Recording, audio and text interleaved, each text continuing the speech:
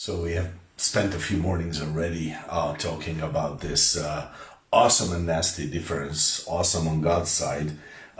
It's blessed on God's side because there are no mistakes in His world.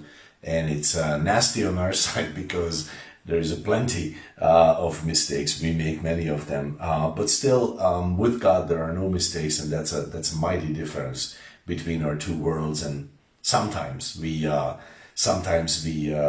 forget. We tend to forget that. We believe that we know better.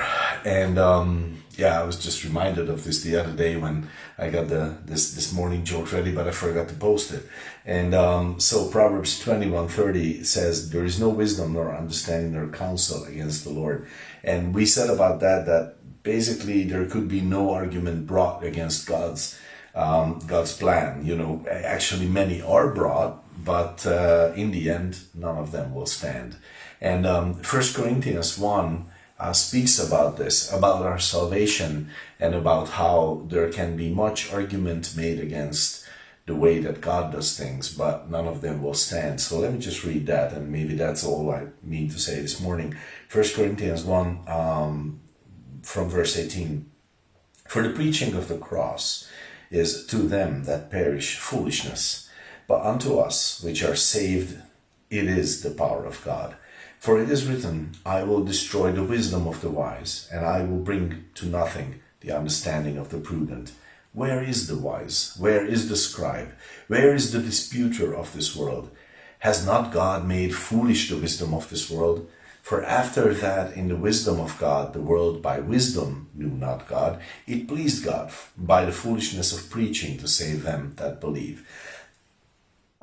So to the world, the cross of Christ seems foolish, and they argue that it is a folly, that it is, why would you do that? Why would He do that?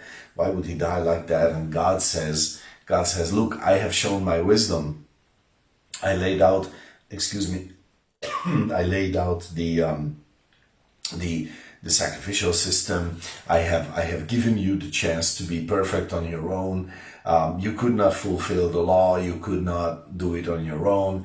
So now I'm telling you, I'm going to do something foolish, and I'm going to make it happen that way. And it turns out that the foolishness of God is better than the wisdom of man. And this is something wonderful that we have found. And I just want to encourage you with this. This is the crux of it.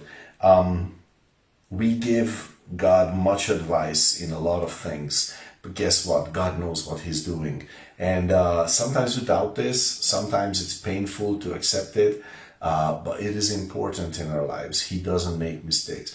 Just like with salvation, so many say, why is Jesus the only way? But John 14:6, He is the only way. There's no other way to the Father.